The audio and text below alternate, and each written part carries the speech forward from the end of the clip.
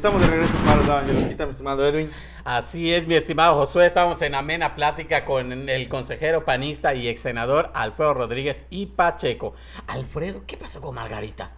Tú que estabas colaborando con él y veía las redes de Margarita acá, Sí. perdón. Bueno, pues era algo que... Mira, para empezar, yo creo que la candidatura de Margarita iba más allá de una simple candidatura para buscar la presidencia de la República. La candidatura de Margarita para mí se me hacía, o se me hizo importante e indispensable, porque había que mostrar que habemos políticos, habemos, en mi caso, panistas, que tenemos muy claro cuál debe ser la función, cómo se debe desempeñar un político y cómo se debe hacer política. Así es. Había que mostrar que no todos los que buscan el poder lo hacen porque ven la política como un negocio, Claro, como una oportunidad de enriquecerse, sino que vemos la política como una oportunidad de servicio, como una oportunidad de hacer algo por nuestra ciudad o por nuestro estado o por nuestro país. De que la política debe estar desarrollada con valores Así es. y que debemos de tener una identidad ante el ciudadano para que el ciudadano pueda creer y pueda decir, me voy por este partido, por este político, por lo que sea, ¿no? Y yo creo que en ese aspecto la campaña de Margarita era de trascendental importancia para la vida política de nuestro país. ¿Qué ocurrió? Bueno, todo tiene explicación. Así es. Mientras Margarita y todos los que estábamos involucrados en esta actividad estábamos recogiendo firmas en todo el país, en la calle, con el ciudadano, con nuestra familia, con nuestros amigos, pues había otros que simulando una precampaña ya estaban en campaña. Claro. Sí, claro, sí, sí. ¿Qué pasa? Que cuando Margarita concluye o logra obtener sus firmas, pues los otros ya tienen adelantado un gran camino. Claro. Pero Ella no tenía 18 años. efectivamente. Imagínate. Entonces, pero el asunto no acaba ya. Le rayan la plana a Margarita. ¿Por qué? Porque le cuestionan sus firmas que finalmente se demostró que eran falsas. Y todavía sí queda en la mente del ciudadano o le da a los adversarios herramientas para tratar de desprestigiarla. Claro. A mí me consta que hubo miles de ciudadanos que salieron a buscar las firmas en la vía pública. Yo estuve en múltiples parques junto con otras personas recabando firmas y como eso hubo miles de ciudadanos. Claro.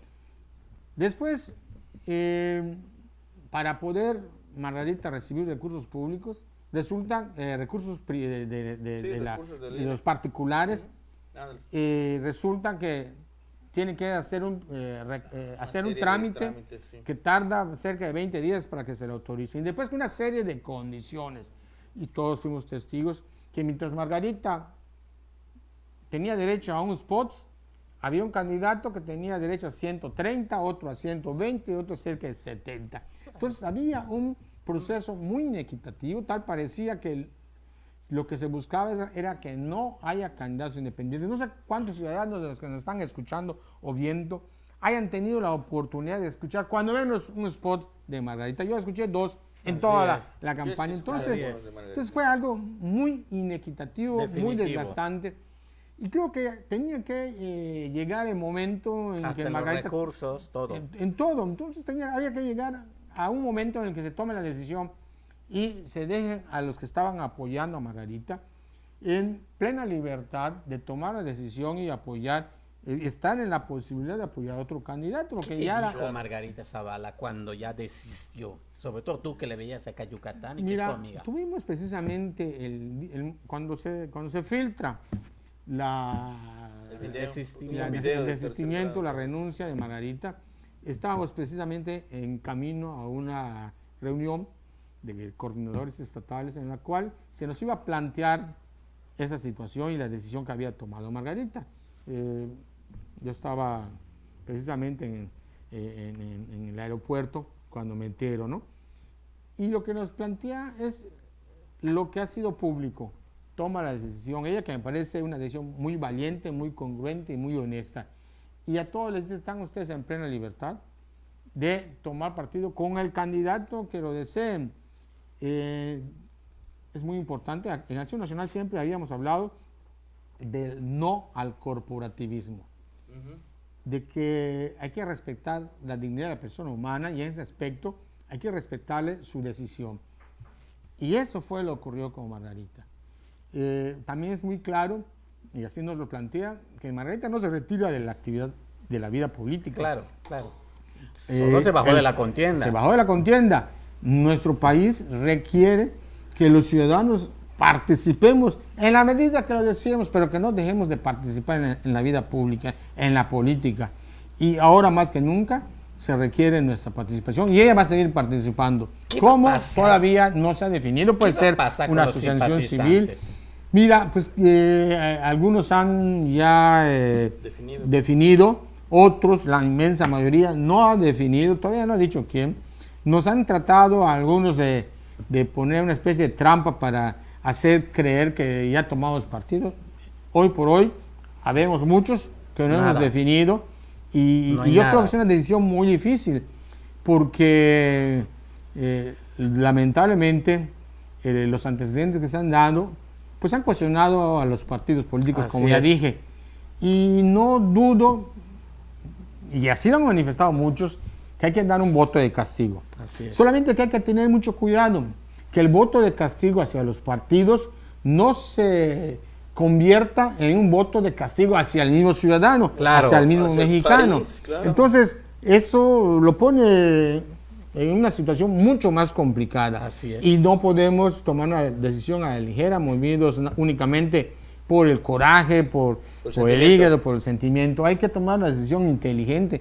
Estamos hablando de que lo que decidamos va a repercutir en la vida del país para los próximos años y no sabemos si para mucho más, ¿no? Entonces hay que tener la madurez suficiente de decidir correctamente el rumbo que debe tomar nuestro país. Porque actualmente hemos estado viendo diferentes posiciones. Vamos a hablar una de ellas, de Patricio Patrón, que antes había dicho que no estaba a favor, que por lo que había hecho, que por la cuestión anticorrupción, que lo de los moches de su excuñado, Raúl Paz y todo eso. Sin embargo, ahorita sale a despotricar en contra de López Obrador, como diciendo, bueno, si algo hay de bueno, pues aquí que sea Ricardo Anaya, que cuando supuestamente dijo que no. Estamos viendo incongruencias. Su posición respecto a su cuñado, yo creo que sigue siendo intacta, la misma, claro. ¿No? Lamentablemente, a veces hay que tomar decisiones que uno no quisiera, y como te dije, el voto de castigo no se convierte en un voto de castigo hacia el mismo ciudadano, ¿no? Claro. No hay que tener cuidado, no hacerse harakiri. Y lamentablemente habrá que tomar decisiones y quizá una de ellas sea por ir por el menos malo, no por el mejor, como debía de ser. Lamentablemente las condiciones hoy por hoy que representan cada uno de los candidatos, pues no te permiten eso. Y por eso muchos le reconocen a Margarita Zavala cuando presentó su candidatura a Ciudadanos, y el hecho de que le hayan firmado más de 1 millón de ciudadanos, pues habla de lo que hoy perciben los mexicanos. Esto era lo que pregonaba entonces Ricardo Anaya, de que ahorita que ya los panistas no tenían a Margarita, pudieran apoyarlo. Pues tal vez él pensó que era en automático, pero en Acción Nacional hemos aprendido que hay que reflexionar sobre las decisiones que tomamos, y esto no se puede dar en automático. Claro. ¿No? Aún optando o considerando que Ricardo Anaya es el menos malo, también hay que pensarlo y reflexionarlo antes de emitir el voto. Hay un grupo allá de ciudadanos que he visto en las redes que hablan del 0630, de considerar hasta el día 30 de junio para tomar la decisión. Así es. Y yo creo que si no, hasta el mero primero. Hasta el mero primero. La cuestión es que no se puede tomar la decisión únicamente movido por el sentimiento, por el coraje, y finalmente hagamos algo que sea más perjudicial que benéfico. ¿Crees que empoderando a Ricardo Anaya se podría ver algún cambio en el PAN? Si él vulneró todos los principios del PAN. Yo creo que el camino o el rumbo del PAN no debe ser determinado por una persona o por un grupo de personas. Siempre así lo habíamos entendido en el PAN, lamentablemente Hoy ya cambió mucho, hoy ha cambiado mucho. Claro. Y un grupito decide acá en Yucatán o decidía acá en Yucatán, otro grupito decidía en la Ciudad de México, y se ha dado una combinación de intereses en el que lo que ocurre es que las decisiones se toman en función a esos intereses personales o de grupo, y no los intereses en los cuales se antepongan los intereses, y ni siquiera de Acción Nacional, de nuestro país. Porque si algo aprendimos en el PAN, es que el PAN es un instrumento al servicio de la sociedad. Y muchos de los ciudadanos que habían sido candidatos del PAN surgieron de la misma sociedad y que tenían limpios antecedentes, y se les trató de incorporar a la vida pública. Imagínate ahorita como presidente que regrese el presidencialismo a los partidos. Sería gravísimo para el país que un partido o los partidos políticos sean controlados desde Los Pinos, o el poder económico, en fin. Se supone que la esencia de la reforma en los estatutos del PAN para que los dirigentes sean electos por toda la militancia era esa, que entre todos se tomen las decisiones. Lamentablemente han ocurrido muchas situaciones que lejos de ayudar a que se cumpla ese espíritu de la reforma en los estatutos, sucedió todo lo contrario. Hay gente que ve como parte de su dice que tiene gente, no me gustaría usar tiene un liderazgo, algún adjetivo Descalificativo, claro. muy despectivo. Pero hay gente que así se considera el líder, y todos los demás como borregos que tienen que seguirlos. seguirlo. Y lamentablemente esto está perjudicando a Acción Nacional. Lo vemos en distintas comunidades, en distintos municipios. Lo vimos acá en Yucatán con algunos aspirantes, funcionarios del ayuntamiento que quieres entrar a trabajar al ayuntamiento, tienes que cumplir con esta cuota, línea, claro, con esta cuota. Quieres mantener tu trabajo, igual. Y eso es lo que daña a las instituciones. Lamentablemente esto se da en todos los partidos. En Acción Nacional no se daba. Presumíamos eso hasta hace algunos años. Hoy lamentablemente hemos perdido esa identidad. Hoy se parece más al otro lado. Efectivamente. Entonces los avalistas no tienen definido su voto. Yo en lo personal no.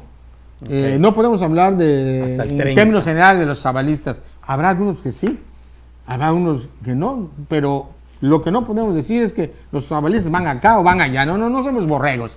Nosotros reflexionamos, y eso es algo que caracterizó al equipo de Acción de Margarita, que cada quien tiene su propia decisión. Se mantiene, y eso me hace a mí admirar mucho más a Margarita, porque no nos está imponiendo nada. Perfecto. Te agradezco mucho al ex senador, ex dirigente del PAN, Alfredo Rodríguez y Pacheco, su presencia en este programa. Muchas gracias, Alfredo. Edwin, al contrario, tiene un gusto estar aquí acompañando en tu programa, y desde luego en la mejor disposición de otra invitación. Gracias, muy amable. Nos vemos la próxima. Palo, palo, palo bonito, palo.